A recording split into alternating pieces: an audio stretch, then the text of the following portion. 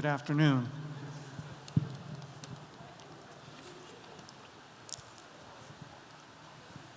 Joining me, excitedly, I'd have to say, joining me is Seth Godman, one of the rock stars of our industry, I'd say. I'm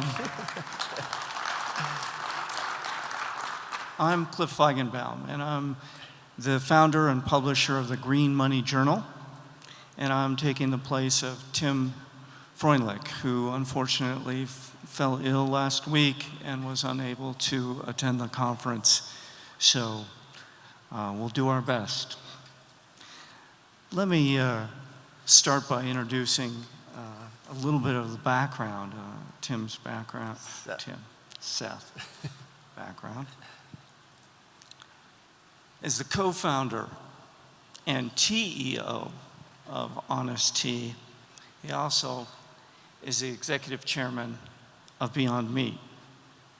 Honest Tea is one of the most interesting companies I have come across through my time of publishing over the 27 years with Green Money Journal, because it is now the nation's top-selling bottled organic and fair trade tea. Congratulations. A few years ago, it was acquired by Coca-Cola for, one reason was distribution of the reach that Coca-Cola has around the world, so we'll talk about that a little bit. But I thought one of the most interesting dynamics that showed the distribution was when I read about that Honest Tea and Honest Kids drinks are now distributed in 150,000 stores and restaurants around the world. That is an amazing growth. Then Seth's other job is with Beyond Meat, which is, of course, a company you've probably heard of. It is a fast-growing company in the plant-based protein arena. So thank you for joining us. Thank you. It's been a few years since you've been here. Yeah, this is like a homecoming because before I launched Honest Tea, I worked at Calvert. And so it's really fun to be back in this community and to see how we've each evolved and gotten a little grayer. Yes, we both have. But also to see how this movement has expanded as well, its reach and its impact. And it's especially exciting because even though I know we've been toiling in the fields for a few decades now, I feel like we are just at the moment where we're breaking into a much broader scale of impact. So it's great to be here.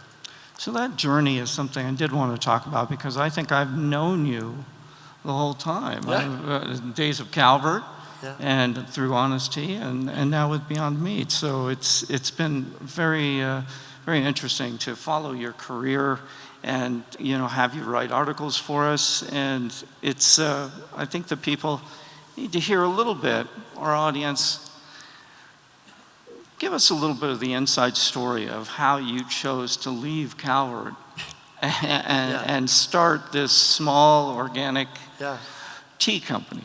Well, it was a funny conversation because I did love working at Calvert. It was a good company to work for. It was growing. I was involved. I was in charge of the marketing and the sales for the socially responsible portfolio.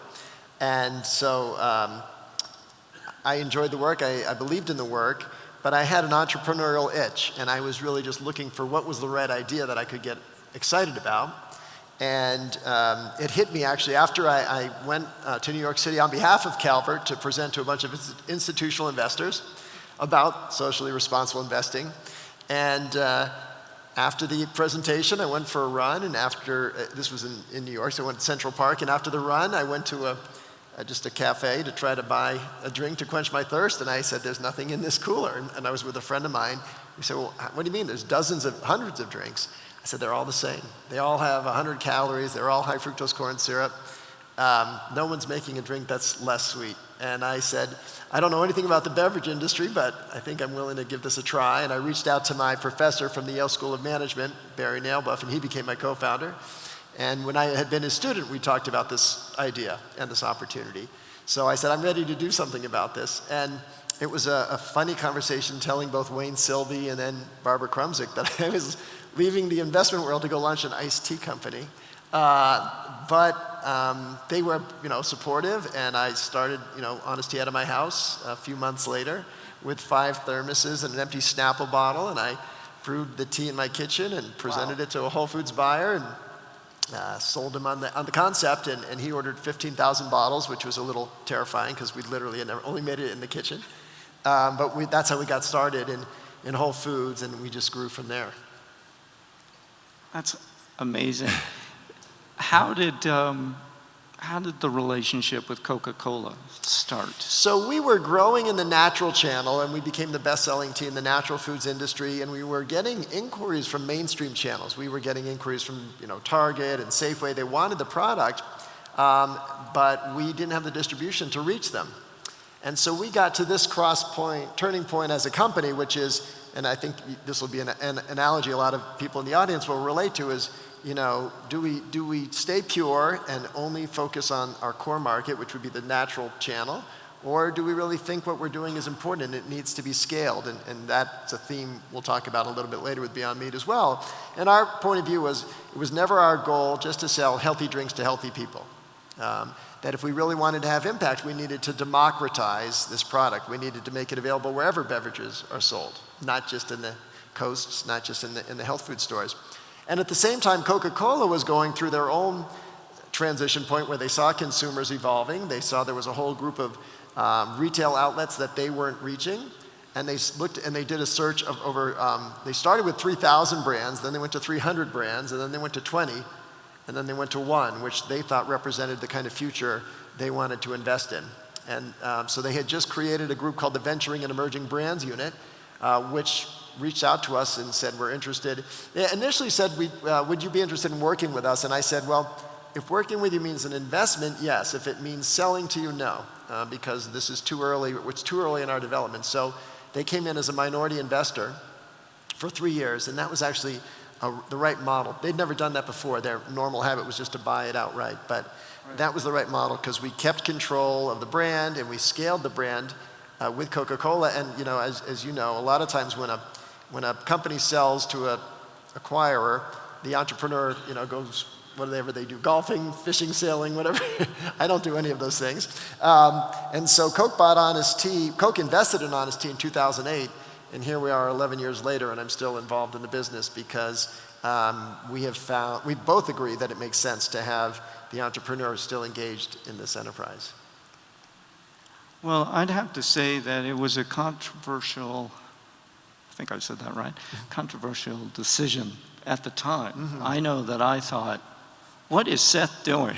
Coca-Cola, And I didn't really get it. And so I said, would you write us an article about it? Right. And you did. And I read the article and I thought, I kind of get it, but I don't really get it. But what changed was I was somewhere in my travels at a conference somewhere and came across a Coke vending machine. And I look inside, and there is an Honest Tea. Nice. And I'm like, wow, there it is, sitting next to a Coca-Cola is an Honest Tea, a true choice for consumers. And so I started looking around at every grocery store I'd go to, or everywhere I'd end up, I'd see if there's an Honest Tea option, and sure enough, there it is. Yeah. Any Coke machine, I'd make a little venture to go see, and I was like, that's it. That was really the goal. I mean, to make these available wherever drinks can be sold, and also at an accessible price point. And one of the neatest things that happened just about 2 years ago was that Honest Kids, which is our organic kids drink, got picked up by McDonald's. And we went in at the exact same price point as the product they had previously. The drink they had previously was 80 calories. Honest Kids is 35 calories. So you have a 45 calorie differential. We've sold over 200 million units, which means collectively, Honest Tea, Coca-Cola, and McDonald's have removed about 1 billion empty calories from the American diet. And we start to get people, that's enough. Yeah. and we start to introduce people to organics earlier. And then what's also been fun is we've launched Honest Tea now around the world. So I was just in Europe last month, and to see the first fair trade product, fair trade certified product Coca-Cola has ever distributed in Europe under our brand is gratifying. So it's I'd say it's still a journey. We're still on it. But the reason that I continue to feel good about it is because the key parts of our brand, what's important about it, the less sweet, organic, and fair trade, those are all objective criteria. And the reason that's important is because if I just say it's healthy, it's natural, and it's socially conscious, that's somebody's interpretation. What I mean by that is I can't say this is organic unless we have a third-party USDA, inspector. We can't say it's fair trade certified unless we have somebody inspecting the gardens, looking at the streams of cash to make sure we're investing back in these communities. So if we imagine a world, 10 years from now or whenever, when I'm not connected to it, that criteria still is my expectation, helping to keep the brand honest, and that's important. Do you have a... Thank you. Yeah. Do you have a figure on organic acreage that from when you started to where I can give it you is? one. I can give you a good statistic. So when Coke invested, before they invested, we were buying about 800,000 pounds of organic ingredients. This year we'll buy over 8.5 million pounds of organic ingredients. So clearly gaining scale. 10 times, yeah. Yeah, more than 10 times. The other one that's exciting is that when Coke first invested, we were contributing about $30,000 back to our fair trade supplier communities. This year, we'll invest over $500,000 back into India, China, South Africa, Paraguay, where in the developing world, that kind of money is real. It makes an impact. Let's give them a hand for this. This is thank you. Well, I think it's time that we shift gears. Let's do it. We're going to talk about Beyond Meat, but I think I'd like to introduce the company a little bit to you. Because in my research, wanting to talk to Seth, I went online and saw the different products that you guys are offering now, but what really struck me was their mission statement, because I thought it spoke loudly, it spoke truthfully, and I'll look forward to hearing your comments, Seth, but I thought I'd read it. At Beyond Meat, we believe there is a better way to feed the planet.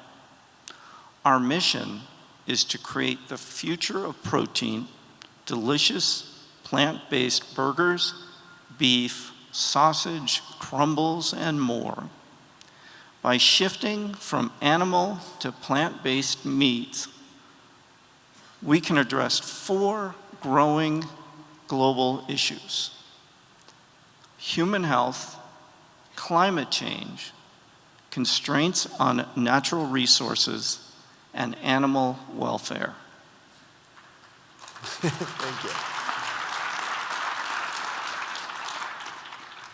So tell us, how did you approach Beyond Meat, or did they approach you? This is a fun story. I'll Okay. share with you. And so in 2012, we sold Honest Tea to Coca-Cola in 2011, and in 2012, it started to become apparent that my role was going to shift. I still absolutely a need for me to be there and help guide the brand, but I wasn't going to be the TEO. I call myself the TEO the way I had been for the first 10 years. So I thought, okay, I'm eager to scale this business, Honest Tea, but I got to find another challenge. What's the next thing for me to get involved in? And I literally was, just thinking around what it might be. And on my wife's 50th birthday, she read an article about this company getting started on the West Coast called Beyond Meat that was seeking to replicate the taste and texture of meat using plants. And at the time, my wife said, if this company succeeded, it would be the best birthday present ever. Because our family has been vegetarian now for 14 years.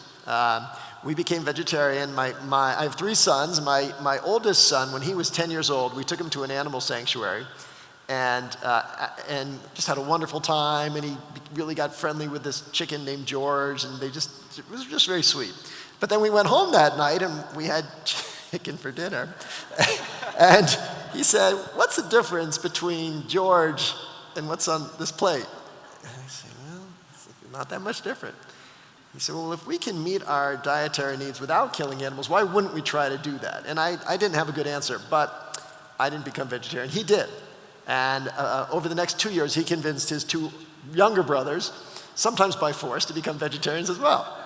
And it was on the occasion of his 13th birthday. It was his bar mitzvah, and he gave an interpretation of the Torah, which helped persuade me to become vegetarian, and my wife. And so we were always happy with the decision from an ethical perspective, but in 2012, we were dissatisfied with the decision from a culinary perspective, in the sense that we were just disappointed with a lot of the offerings. I've joked before that veggie burgers were a conspiracy by the meat industry to discourage people from becoming vegetarian, because you taste it once and you say, I just don't need to be a vegetarian that badly. So when we read this article about Beyond Meat, I said, this sounds interesting. And I literally sent an email to info@beyondmeat.com and said, I read this article, I've learned a thing or two about scaling a food business, a mission-driven food business. If there's any way I can help, I'd love to help. And at the time, the company was doing less than $1 million in sales. There was a lot of need for help. So I managed to meet them and became an investor and then a board member and an advisor, and really enjoyed the work. I thought it would be hard. I thought I would never be as passionate about any enterprise as I've been about honesty, because it does check so many boxes. Right. But when I really started to get engaged with Beyond Meat and address those issues you mentioned, I realized I could be just as passionate about this. And so I got into a regular cycle where I would talk to the founders every Friday, and we'd just have a consultation. And then it was productive enough that we made it every other day. And so then as my role shifted more with honesty, I'm very thankful that the Coca-Cola company allowed me to basically split my time. Half my time with honesty and the other half with Beyond Meat as executive chairman. Great story. You've been with the company about 6 years now. Yeah. And last year you had an IPO. This year, May 2nd. Yeah. It's that. Boy, Feels like it's been 5 years, but yeah. I've been putting 2 years in. Tell us about that IPO process. So just to give you a sense of scale and difference, Honest Tea, over its first 10 years, we raised about $10 million, really from angel investors, and that was enough to grow the business. Beyond Meat raised over $100 million, mostly from venture and other investors, and so it was much more capital intensive. And to be fair, on a good day, the iced tea category is about a $3 billion category. The meat category in the United States is over $200 billion. It's a $1.4 trillion category worldwide, so a much bigger prize, and obviously one that needs more investment to catch that prize.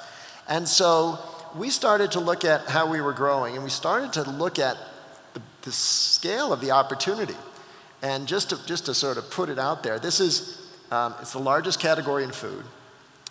It's the only category that hasn't seen innovation for decades, right? I mean, the cow hasn't evolved. The only innovations we've seen in meat have been around GMOs, hormones, antibiotics, gestation crates, all the kind of things the consumer has rebelled against.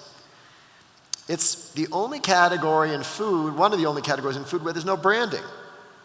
So you got the largest category with no innovation, no differentiation, and very little branding. And we realized we could grab a significant share, but it's going to take real resources. You can't do this on a dime. I mean, the reason those veggie burgers were so bad is because all these other companies were just mushing stuff together and saying that's supposed to be a substitute from meat that comes from a hamburger. And what we did at Beyond Meat was fundamentally different. We said, let's understand from literally the cell structure. Let's do an MRI of a hamburger. Let's understand what meat is. Let's understand it better than anybody. And so it really is. It's an assembly of amino acids that make the proteins, lipids that form the fats. It's 70% water, and then it's minerals, trace minerals, and carbohydrates, all of which come from plants. By definition, they come from plants. All meat comes from plants. Right. But what if we leave the animal out of the equation? What if we can use heat and pressure and cooling and reconstruct meat from plants? And so that's not a cheap date. That's not an inexpensive proposition. So we did need access to capital. So then we said, well, how do we access the capital? And we had raised money, as I said, privately And as we looked at the scale of growing this globally, we wanted access to capital, but we had already been raising a lot of money. And it's interesting, the Honest Tea transaction with Coca-Cola happened within a week of our 10th anniversary, and Beyond Meat's IPO happened within weeks of that company's 10th anniversary. So 10 years is a long time to hold someone's money. And it just felt like, all right, this is the next step for us to access capital, to make sure we have the resources to grow. And you know, frankly, this is, and I hope this audience will appreciate this. We all know there's a lot of criticism about capitalism these days and that it's out of whack. But the IPO experience, you know, and through today, for me, really reinforced the power of this system. I was going to say magic. I don't think it's magic, but the power and potential of the system to take an idea from just a bunch of people in a room to scale, to help change people's diets, to help change our impact on the environment. So this really, for me, was a very positively reinforcing moment that capitalism can do amazing things, and there's no other system that enables that to happen the way it has happened. Can you give us some ideas on your strategy going forward with Sure. Beyond Meat and what you're looking to Yeah. do next? Here's a good way to think about what we're doing at Beyond Meat. So think about the dairy category. 20 years ago, dairy was milk, cow's milk. That's all it was, and the only innovation was maybe skim milk and maybe the 1%, 2%, you know. But if you look at the dairy cooler today, 13% of it is plant-based, soy milk, then almond milk, oat milk, and the plant-based dairy occupies the shelf adjacent to cow milk. We believe that same opportunity is available in the meat category. It hasn't been capitalized on because the products haven't been good enough. But Beyond Meat was the first product, plant-based meat product, to be merchandised adjacent to animal meat. And so we think about it, that 13% of the meat category being a prize that we can grab. And then we've seen amazing response. So, and just to share with you how exciting this moment is, because we've all, you know, we've been on this planet for a while. Within our lifetimes, we are redefining what meat is. By the time, I guess I'll say my grandchildren grow up, they will find it hard to believe that animal meat was the staple of our diets. They won't understand that plant-based protein wasn't the main product we eat. And that's just happening during our lifetimes. I mean, just in the past month, just last week, Beyond Meat launched nationally with Dunkin' Donuts. I saw a commercial last night for the Snoop Dogg. I was like, well, I'm working on this, and here comes the commercial for it. I thought. So this is happening incredibly quickly. Just in the past quarter, Beyond Meat launched trials with McDonald's, Kentucky Fried Chicken, and Subway. I mean, having been in the food business, that doesn't happen all at once in a quarter. There's something fundamentally being rewired about our food system in a good way. And just to go back to my dairy analogy, 2 other data points. The first is that Dean Foods declared bankruptcy, as you know. The second data point, that was just this week. The second data point is that Whole Foods, I just looked at their most recent data of plant-based dairy, 51% of Whole Foods dairy cases now plant-based. So with Whole Foods always being a leading indicator, I think that 13%, it's absolutely the target we're going to shoot for initially. But this change is happening in a very pervasive way, and I'm confident that meat will follow the same track. Well, there has been so much innovation in the food business over the coming. I know that I've changed my diet tremendously, and one of the things that I discovered in changing my diet was I don't like eating soy. Yeah. So all my protein drinks are pea-based protein, and so I was really glad to find out that, you know, Beyond Meat is pea protein based, right, and your competitor uses soy. So it was an easy choice. Thank you. Although, just to be clear, 2 things. One, you know, our competitor is the meat industry. There is another company that uses soy, but we think about the competition as the meat industry. But for us, it did make sense to avoid soy, partially because the consumer has a lot of negative perceptions, partially because so much soy is GMO and our product is non-GMO. But as we scale this globally, and we are scaling quickly globally, you know, in a country like China, we're not afraid to use soy. There's obviously that's an ingredient that's widely accepted. Although we use peas now, the approach really is to be plant agnostic. We'll use plants always. We're not going to use the animal, but we can. Not a term I've heard before. Yeah, we can source. What we'll always want to do is source a local crop grown in a country of origin, and where there's so many protein-based plants, and be able to make it that crop available. And of course, as we think about trying to feed the world, 7 billion, let alone 10 billion people, there's just not enough earths around for everyone to have the kind of livestock-based diet that we have in the United States. And so it's a matter of survival. We have to shift to plant-based.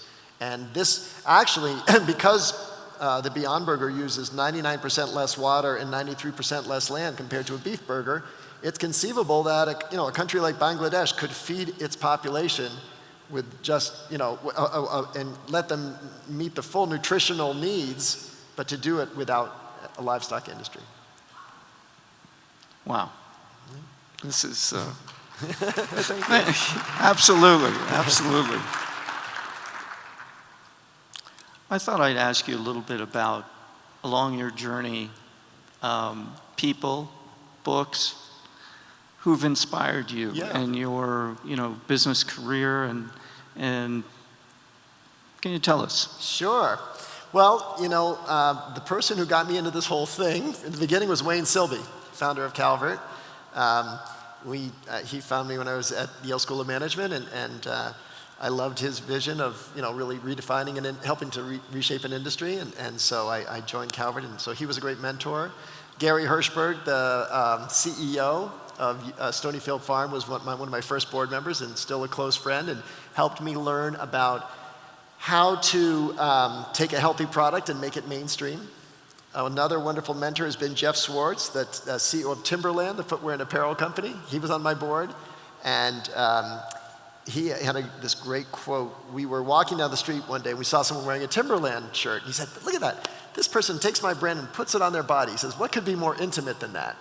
And I realized what could be more intimate is somebody takes my brand and puts it in their body. That's pretty intimate. And just thinking about how important it is to build a brand, and always, always, always make sure you do the right thing by the brand. You just can't, make the short-term decision. So thinking that way. And then I'd love to share, one of my great mentors has been my son, the one who got me to be a vegetarian. I've learned so much from him. I still learn from him. He's just launched a beautiful restaurant in Silver Spring. It's a plant-based restaurant. And he came up with this great phrase, which I am totally embracing. So he took the Gandhi phrase, "Be the change you wish to see in the world," and rephrased it to "Eat the change you wish to see in the world." And as we think about climate change and we think about behavior, we have to create this imperative. Everyone feels, not everyone, so many, but if you don't feel frustrated about the world, with the way the world is going, you're not paying attention. So everyone should feel frustrated, and everybody should feel they have a role to play, because the single biggest impact any of us make on climate on a daily basis is what we put at the center of our plate. And so if you want to own responsibility for it, eat the change. And so this is just a beautiful phrase that I think has a ton of potential, and I really do believe you can learn from everybody. So so those are some of my mentors.